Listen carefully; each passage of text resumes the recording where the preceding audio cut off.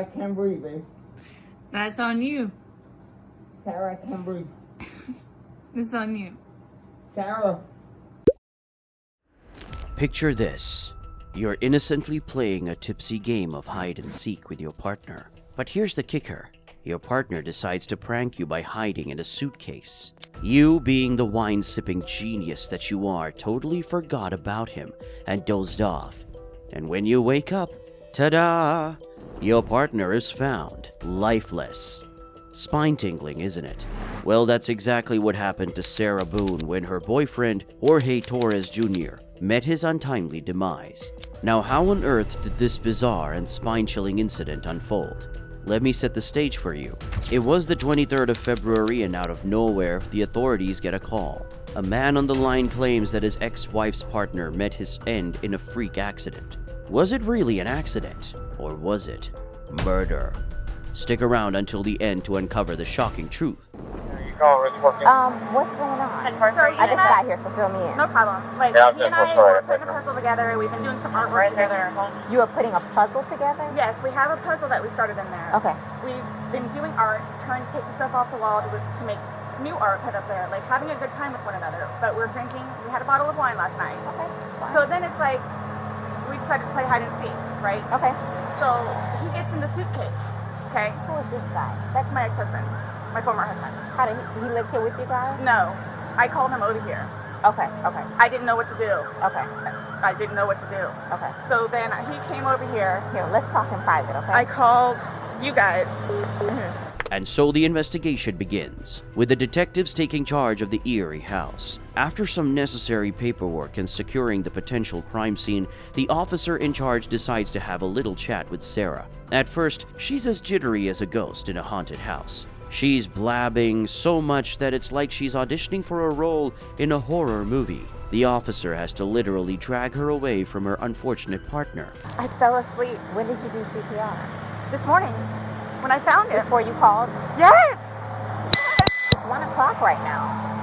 I tried. I was awake, but I actually got out of the bed at like 12:30ish, whatever. So I came downstairs and I was like, oh, he's in the suitcase still. And that's when I found him and I took him out and I tried doing CPR and then I called him and then I called you guys. Did he get here before the fire department got here? Who? Your husband or Yes, your ex-husband? yes. Okay. Where does he live at? Right down the street. Okay. So you were playing and who zipped him up in? I did, but then I fell asleep. Okay, okay. You're okay. I wasn't here. I'm just trying to figure out what I happened. fell asleep, so I don't know if he suffocated or like had an aneurysm or a heart attack or What what. kind of medical conditions does he have? None that I know of. Nothing that you know of. None you that didn't I take know any of. medicine No, last night? no. No medicine. All we had was a bottle of wine. Literally, just a bottle of wine. Okay. Doing puzzle artwork. Then we decided to play hide and seek. But wait, it gets spookier. Sarah finally spills the beans. They were just casually sipping wine, which led to an impromptu game of hide and seek. Jorge, thinking he's the king of pranks, crawls into a suitcase and gets stuck. And what does Sarah do? She forgets all about him and takes a snooze. When she wakes up, she finds him downstairs, still in that cursed suitcase. You've been following this, your ex-wife or current wife? Yes. Okay. No. Ex-wife. We've Okay. been divorced about a year and a half. About 11:30 is when I started calling to find out because this is supposed to be her day. To her child. Okay. She's generally not very good about always doing it. She tends to drink. They called back and said she was still there, or she came back. So I was calling to find out if she was going to be getting him or not today. From school? Yes. Okay. Yes. So I started calling like 11:30, called every half hour or so, and then She was back inside the lobby. finally got a hold of her I'll at go back. 12:49, which is when she told me what was going on and if I'd come over here. So I came over. She called at 12:45. Yeah. Okay. Or 12:49. 12:49. Got over here, told her she needed to call 911, get somebody over here, and then basically she said she needed to go outside, have a drink and a cigarette. I walked back out the house because I didn't really want to Who be called? in there. Did you call or did she call? Well, I called. She called me back when I was on my way to make sure I was coming over. The police officer then turns his attention to the ex-husband, who's been lurking in the shadows. He confirms that Sarah told him about the morning's horror show, and he rushed to the scene. He was the one who dialed 911, playing the unlikely hero, or so it seemed. It's natural. You're nervous. I'm You not have your nervous, anxiety. Matt. You're scared, right?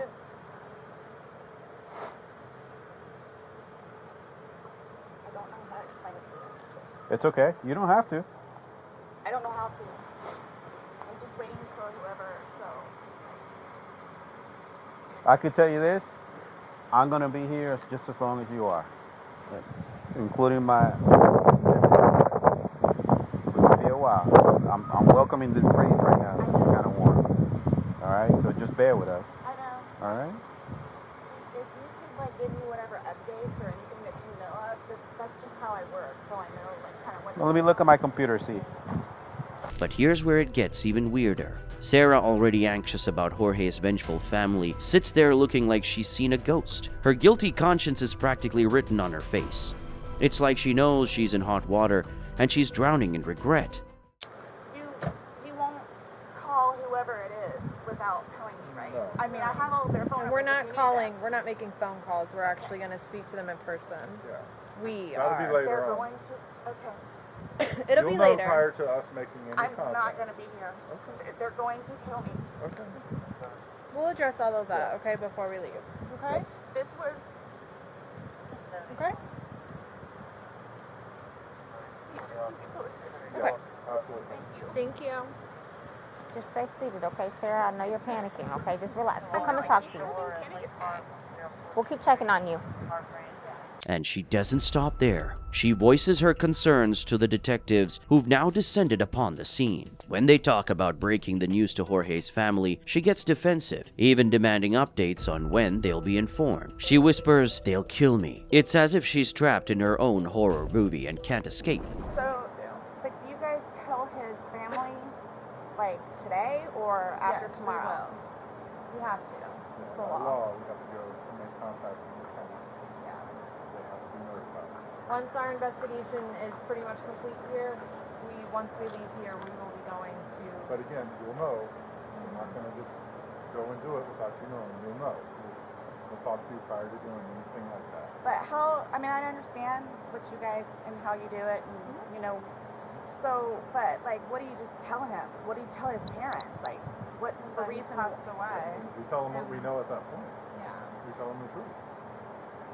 Sarah keeps harping on the same point about Jorge's family finding out about the incident. She pesters the officer, asking when and how they'll break the news. It's like she's trying to convince herself that nothing sinister will happen. Is it a desperate plea or a twisted game of playing the victim? Only time will tell. Now let's dive into the spine-chilling interrogation of Sarah Boone. The detectives grill her with a series of bone-chilling questions. Have you guys ever played you said you played hide and seek like probably 3 times in your relationship. Mm-hmm. When you have played, have you ever zipped him up in a suitcase prior? No. Okay. So it was just kind of like that prop was there, and it was there, Yes. and it was in play because... Why do you say it like that, though? I would never do that. They ask if she's ever played hide and seek like before. She vehemently denies it, claiming that the suitcase was just a prop. Can you believe it? You would never zip them up in a suitcase? Well, I mean, we were playing. No, I know, that but time, I'm saying, I'm talking about hide and seek, which is a game, so... The suitcase originally is in our closet, buried all the way to the back. If you, I know the CSI people saw our closet. Our closet needs to be cleaned out really bad. My son's clothes need to be cleaned out really bad because they don't fit him anymore, and I'm tired of looking at them. So he took it upon himself, including that suitcase, to take it downstairs so we can get all of our clothes, our donations and everything, and just leave the whole thing by the clothing and shoe thing at my son's school. Gotcha. No, I'm just asking, in the past, like, have you ever zipped him up in anything, jokingly or not, but obviously No. I understand, you know, you're claiming that Sunday it was a joking matter, you were laughing, Yes. he was laughing, but what I'm just asking is in the past, like, is it something Absolutely that you not. guys normally do? Absolutely not. Okay. But the plot thickens. Sarah reveals that the suitcase usually resides in the closet, but that day it made a sinister journey downstairs. The detectives wonder if this twisted game is a regular thing for them. She swears it was all in good fun, just a playful Sunday. Okay, so do you remember making any videos or maybe having any photos, videos that you remember doing on your phone on Sunday? No. No? I think I took a picture of a dog. Okay. But your phone is password protected, you have the password, he has the facial recognition, so it's not like someone else could be on your phone. No, I have both. But you have the face and the password. Yes. Yeah, but he only has the face, correct? No. To be able to get onto your phone, you told me that he looks at the phone. Oh, I misunderstood. I thought you were asking if I did. Yes, it's me. Okay. Does he have access to your phone? Because you said it's a shared phone. Okay, how does he have access? Sarah, can I borrow your phone? Yeah, it's right there on the kitchen counter. Okay, but how does he get into it? Because it's password protected. He'll come and get it to me, and I'll just do the face thing. Where sometimes, too, like, look, he'll joke with me and say, okay, I need to borrow your phone. And he'll hold it while I'm cooking or doing something, do the facial recognition. Okay, so he doesn't know the password and he doesn't have the facial recognition. No. But he is the only other person that would use your phone, I'm assuming, other than... Well, Lucas. Right. But Lucas wasn't there Sunday. Right. And now the pièce de résistance. The detectives dig into the dark depths of her phone. Sarah initially pretends not to remember any videos, only mentioning a dog pic. But when they probe about her phone's security, she reveals her secrets, a password, and facial recognition. So, to your recollection, no videos on Sunday? Not that I'm aware of. Okay. I mean, I maybe took a picture of them, the two of Tess and the dogs, and George, and had them dancing, but I mean, it's just Tess. Mm-hmm. Okay. So I have something that I want to show you that we found, and it was from your phone. Mm-hmm. Can you see it? If you need to move it around, go ahead.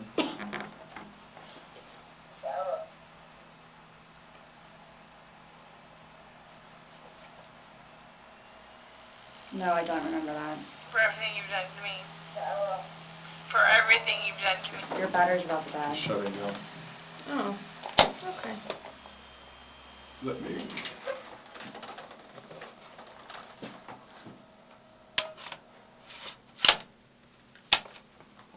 The battery doesn't last very long. Yeah, it used to last a lot longer than that. I don't know what happened. Okay. Let me just grab something. All right.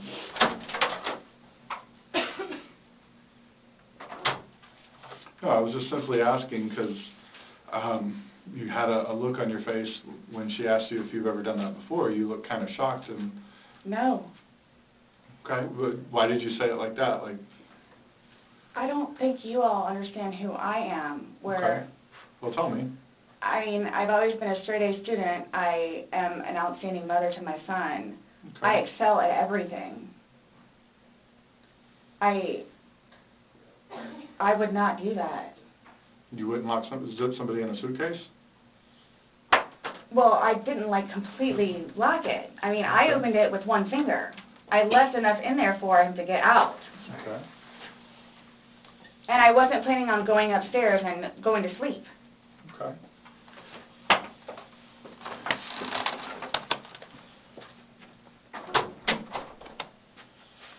No, it was just the way you said it. You guys are scaring me. Why? Well, we just want you to watch this. This came from your phone. Don't you want to know what's on it? Yes, please.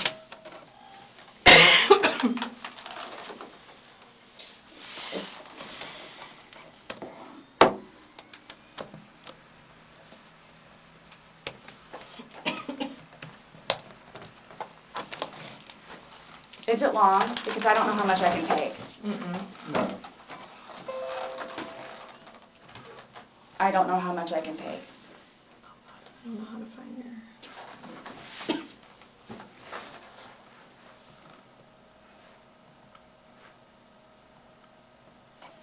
Do I have to watch this? I continuously throw up. I don't sleep. I don't want to see it, if that's okay.